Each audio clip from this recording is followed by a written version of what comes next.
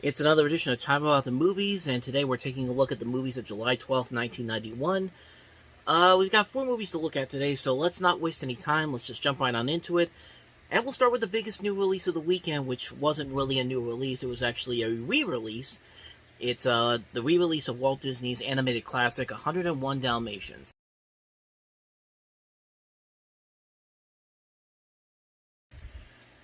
So this was out when the movie was celebrating its 30th anniversary. January 1961 was when it originally came out. And this was actually the last theatrical release this movie had. They've had a couple of them, but this was one of the last ones that they did, as Disney was focusing more on getting these out on videotape so people can watch them over and over again at home. And you didn't really see a whole lot of theatrical re-releases coming from the 90s. You would get some every once in a while, but not as many as what we used to get back in the 80s and all that. But yeah, there's nothing really more I could say about this movie that hasn't really already been said. 101 Dalmatians is one of the great Disney contemporary masterpieces. It's a funny movie, beautifully animated, just has so many great characters to it. The adventure aspect is great. Like I said, the animation overall is fantastic. The music overall is great. It's just a great movie all around. It's a movie that I can watch over and over again, and I can never get tired of it. It's just that great of a movie, and it's just a fun ride. You like seeing all these, you like rooting for these characters. The villain, Cruella de Vil, is such a classic Disney villain, played very well by Betty Lou Gerson. Jasper and Horace are hilarious, sidekicks to the villain in this movie. I mean, really, there's nothing more you could say about this movie that I don't think has already been said already. It's a great movie, has great music, great animation, great comedy, great visuals. It's just a movie that I can watch it. Like I said, I can watch it over and over again. I can never get tired of it. Need I say more? It's a classic movie on so many levels. Brilliantly made film. Wonderful film I can watch over and over again. 101 Dalmatians. You gotta love it. Let's go ahead and move on to the next movie, which is on the complete opposite end of the spectrum in terms of... We're just talking about a family film for bringing the kids into. And now we have Boys in the Hood.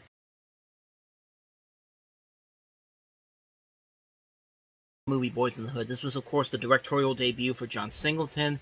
Features a cast that includes Ice Cube, Cuba Gooding Jr., Morris Chestnut, Lawrence Fishburne, Regina King, Nia Long, Angela Bassett, and it really is another one of those movies where I really don't need to say too much more about it, because I think everybody knows that this is one of those great movies that really came out at just the right time. And kind of like how Do the Right Thing and Jungle Fever were groundbreaking movies of their time, this movie definitely feels like that type of movie that was such a groundbreaking movie that still holds up to this very day. You can still see a lot of the stuff in this movie taking place in modern times, and it's a movie that, for the most part, is going to remain timeless, unfortunately, but it has these great performances. Ice Cube really proves his acting abilities with this movie. I believe this is one of his first acting roles after the years he spent with NWA, and you have Cuba Gooding Jr., like I said, Morris Chestnut, Lawrence Fishburne in this. It's just a great movie, man. It's a movie that's a really solidly made film. It shows the great abilities of what John Singleton was able to do as a writer and director. And it just makes you miss him more and more. Unfortunately, he's no longer with us, and he leaves behind a lot of great movies, including this first one here, which is a movie that I think really does stand out on its own. It's a brilliantly made film. I don't think I need to say anything more about it, because I think everybody who has seen this movie knows exactly how good of a movie this really is. It tugs at your heartstrings a lot. It's got a nice mix of emotional weight, acting, writing, bits of comedic elements to it. It's a wonderful movie. It's one of the best movies that came out in '91. It's one of the best movies of the decade. I can't really say any more about it that hasn't already been said already. Boys in the Hood, fantastic film. If you haven't seen it already, you gotta go check it out. So with that said, let's go ahead and move on to the next movie, and that is Patrick Swayze and Keanu Reeves in Point Break.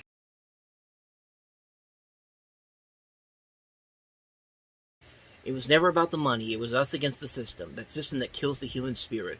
We stand for something that to these dead souls inching along the freeways in their metal coffins, we show them that the human spirit is still alive. Such a great quote, man, and hard to believe it actually comes from a movie like this, Point Break, with Patrick Swayze's character of Bodhi. And this came out actually 1 year after his success with Ghost, so I guess maybe 20th Century Fox thought, hey, Patrick Swayze did very well in the same weekend this is a year ago, we can probably have that same success again. Not so much, but movie did make a lot of money. It was a big hit at the box office, and it also kind of also established Keanu Reeves as not just this. It's not just Bill from Bill and Ted's Excellent Adventure. I mean, it proves that in this movie that he can be a legitimate action star. We saw that later on in his career with Speed and the John Wick movies, the Matrix films.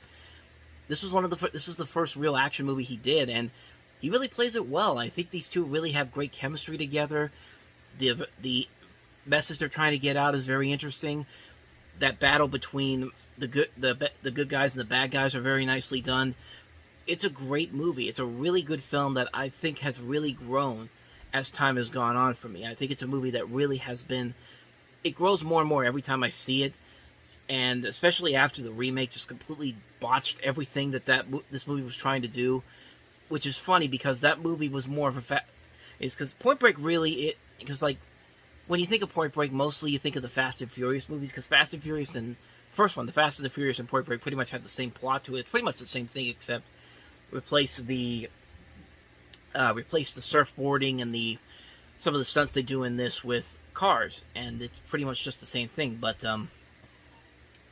this movie does that obviously a whole lot better. I still like the Fast and Furious movies, but this movie definitely does it a lot better. And you have Kathryn Bigelow directing this, who also would later do The Hurt Locker.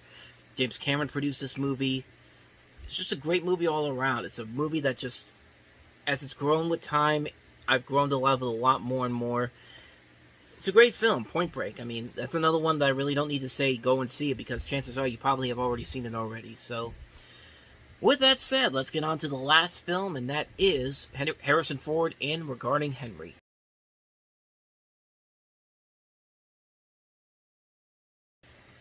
So as you can tell from the credits, this is actually another one of J.J. Abrams' early works that he did. It was actually his second script as a film writer.